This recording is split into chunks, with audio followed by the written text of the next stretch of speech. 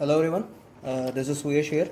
So now in this video we'll be discussing the anatomy of our jejunum and ileum, that is the part of our small intestine. So before watching this video, watch the video of duodenum, because for duodenum I have made a separate two videos I have made for that. So I will attach those videos in the I button. Okay, so watch those videos and then come to the second, that is the other parts of the small intestine, that is jejunum and ileum. We will be discussing both together. There will be two videos for this. One will be differences and first will be the this video will be the basic anatomy. Okay, so we have discussed about duodenum, you know that. So overall we discussed that small intestine actually starts from, overall if we tell that small intestine actually starts from your pyloric part. This is the pyloric part. Okay, this is actually pyloric part, you know that, the distal part of our stomach. So it starts from pyloric part, okay, and ends in the junction of our small and large intestine, that is called as ileocaecal junction. Okay, so this is the basic pyloric till to ileocaecal junction. So this is the overall overall pathway for the small intestine. Okay, so duodenum, you know that duodenum ends at the duodojejunal flexure, that is between the duodenum and the jejunum. So here will be your duodojejunal flexure. Okay, from where your actually jejunum starts, or you can say jejunum and ileum start. So here will be your duodojejunal flexure. Okay, so in this diagram you can see this much part is actually your duodenum, clear, and out of 2/3 part till here, if you say, this much is jejunum, and this much part, the large part, 3/5, is your ileum. Okay, so I'm writing it here. So this is actually 2/5 jejunum, and this is actually 3/5 ileum. Okay, so ileum is actually larger.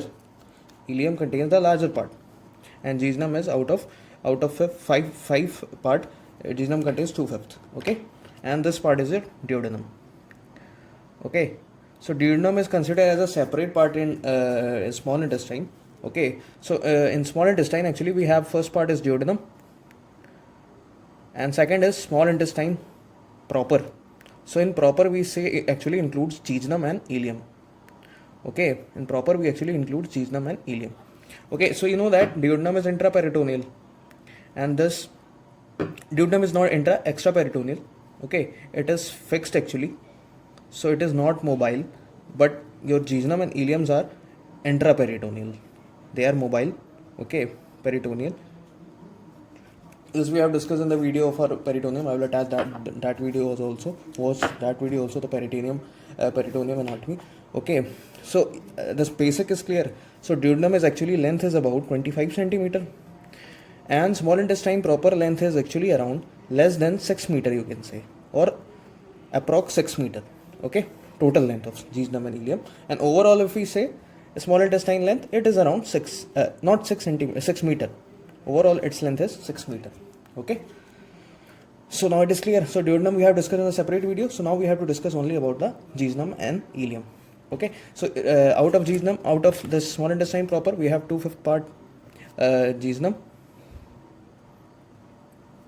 and 3/5 part ileum. Basics. Okay, and this your small intestine proper extends from duodojejunal flexure till the ileocaecal junction. So for the small intestine proper, it is the pathway, and for your duodenum, it's from pyloric part till the duodojejunal flexure. Okay, so basic is clear. Now let's move on to the basic anatomy or basic structure of our jejunum and ileum. Jejunum and ileum. Okay. So first of all, in the structure of jejunum and ileum, we have 4 layers actually. 4 layers. Okay, 4 layers. Okay, we will be discussing one by one each layer. So first layer we have mucosa. So you know that, and these layers are from internal to external. So first layer is actually most internal. Okay, internal to external. So in mucosa is actually, and this the functions, if we go to the functions of this duodenum and jejunum ileum. So specifically if we go for jejunum ileum, they are actually for digestion and absorption of nutrients. Okay, digestion and absorption of nutrients. and this duodenum actually receives the contents or chyme, you can say chyme, from your stomach, and bile juice from your gallbladder, okay, and pancreatic juice from pancreas. So it actually receives many things, okay, but jejunum and ileum are specifically for digestion and absorption of nutrients. If we go to the function, so for that we have to increase the surface area. So on the mucous membrane there are different structures which actually increases the surface area. So they actually increase the large surface area for the absorption of nutrients. So in that we have different structure. First we have the circular folds.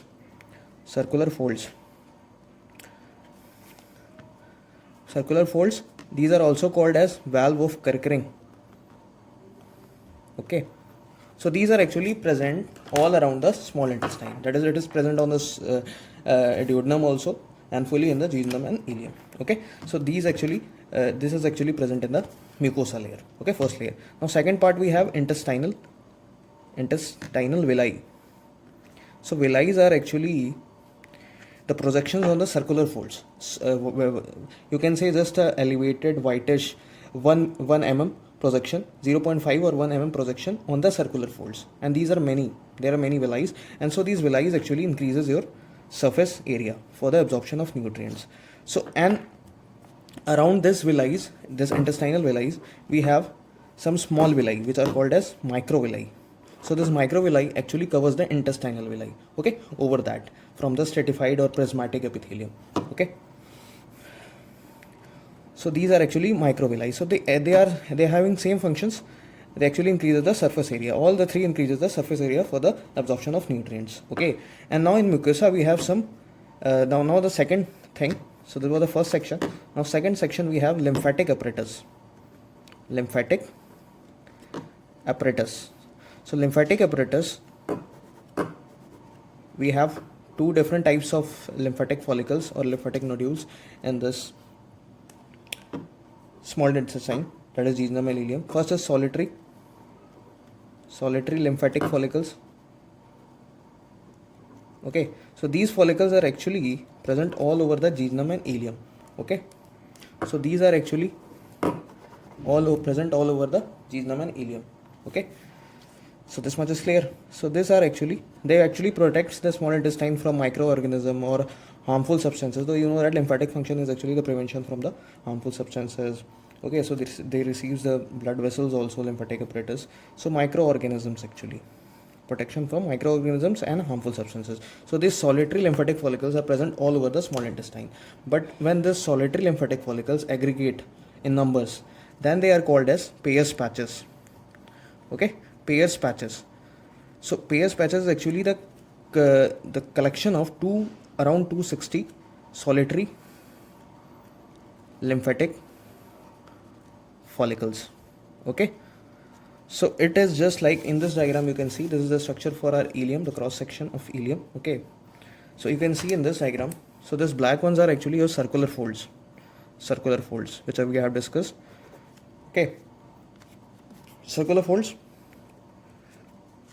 and between the circular folds we have different solitary lymphatic follicles. Solitary lymphatic follicles will be present singly, okay, like this. There will be elevated wheatish part, okay. But the Peyer's patches, you can see this is black ones. These are actually aggregations. So these are actually called as Peyer's patches. So these structures are Peyer's patches. You can see around many solitary lymphatic follicles are present, and for the collection we say it as Peyer's patches. So this Peyer's patches we can specifically see in ileum, mostly in ileum and distal part of jejunum. So this Peyer's patches is a specific feature for our ileum actually, and we can also see some in the distal part also, okay. But the solitary lymphatic follicles are present all over the jejunum and ileum, okay. And we go for Peyer's patches, specifically present in the distal part of ileum and whole ileum.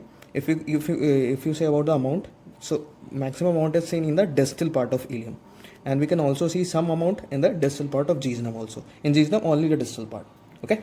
So this much is clear. So this was the second thing which we see in the mucosal layer, okay. Now comes the third thing, that's intestinal glands. Intestinal glands, they secrete the intestinal juice and mucus in the small intestine, jejunum and ileum. So this is actually called as crypts of Lieberkühn, okay. liver cone. So they have specific name. Okay, so these are actually present between the two intestinal villi. We have discussed intestinal villi. So between them there will be opening of this glands. So you can see this blue ones. Okay, so this blue ones are actually called as intestinal glands or crypts of Lieberkühn. Intestinal glands. So opening for this intestinal glands are present in around the Peyer's patches. Okay, so these are actually present between intestinal villi. Okay, so I think this much is clear. We have discussed the layer of mucus. Okay, so mucosa we have discussed, and we have discussed about lymphatic apparatus also. Okay, now comes our submucosa. So second layer is actually submucosa. So submucosa is actually here well developed. Okay, and it contains blood vessels, nerves. Okay, and one plexus which is called as Meissner's plexus. Okay, so this is actually submucosa. Now it is clear. Now comes our third layer, which is muscular layer, muscularis, or you can say muscular layer. So it consists of actually two layers. Outer longitudinal, it has outer longitudinal muscle, we can see, and inner circular layer. Okay, so in this layer we can see one plexus which is called as Ori Bach plexus. Okay, specifically in this layer we see Ori Bach plexus and some nerves also. Okay, some nerves. So nerve plexus is there, so nerves will be present, obvious it is. So third layer was our muscular layer from internal to external. Now the fourth layer comes as our serosa or peritoneum, visceral peritoneum, which is lined by our squamous epithelium. Okay, squamous epithelium. This much is clear. Okay, now visceral peritoneum, you have learned about the mesentery. Serosa is actually the mesentery which is covering the mesentery all around the small intestine. So it actually attaches your jejunum and ileum with the posterior abdominal wall. Okay, so it is actually attaching this mesentery, which is called as mesentery. Okay, so this is actually attaching your jejunum and ileum with the posterior abdominal wall. The function of this actually it makes the jejunum and ileum mobile. That is why it is intraperitoneal. Okay, covered from all the side, this jejunum and ileums, and it has a mesentery all over the jejunum and ileum, that is in the abdomen region. Okay, so it has a mesentery of peritoneum, visceral peritoneum. Okay, so this much is clear. So root of mesentery we have discussed about. Root of mesentery, you know that it actually starts from duodojejunal flexure like this, and it has a free margin at the end in the intestinal region, which is around the right sacroiliac joint. Okay, so it is just a midline here. Okay, so it is starting from here. It is the duodojejunal flexure. So it is actually called as root of mesentery. Okay, root of mesentery. So this part we have discussed in our peritoneum video. Okay, so was that video, I will attach that in the I button. Okay, so here I am not telling so much. So just remember the peritoneum, which is called as mesentery, attaches the jejunum and ileum from the posterior abdominal wall. Okay, so now there is a difference between your duodenum and jejunum. In the submucosa layer, in the duodenum we have Brunner's gland, but here we don't have any glands. Okay, in jejunum and ileum, in submucosa layers. So in the case of duodenum we have Brunner's gland. Okay, so this was the one difference between duodenum and the small intestine proper. Okay, now if we go for the specifically, if we say jejunum and ileum, right, if we say the midline, if we have discussed about this abdominal lines, so you know that this is a midline for this. So jejunum is actually, and this, if we go for the holotopy, so this jejunum and ileum actually lies in the mesogastrium or umbilicus region and hypogastrium. Okay, so if we consider with the respect to this midline, that is umbilicus is here. Okay, so ileum actually lies left of this midline. Okay, here will be your ileum. Okay, but jejunum lie right to this midline. It will be present mostly in this area. Some part will be there in the left, left, but some maximum part is in the right of the midline. Okay, right of midline. This much is clear. And if we go for the topography of this jejunum and ileum, okay, so first of all, if we say superiorly, we have transverse colon. Okay, inferiorly we have pelvic organs, you know that, and anteriorly we go, then we have greater omentum. Okay, peritoneum we can say. Okay, and if we go laterally, that is we go right, we have there's ascending colon, and we go left, we have descending colon. Okay, so this much is clear. So this was actually the jejunum and ileum topography, structures and differences. We will see in the next video about jejunum and ileum, the basic differences. Okay, so this was actually jejunum. Thank you.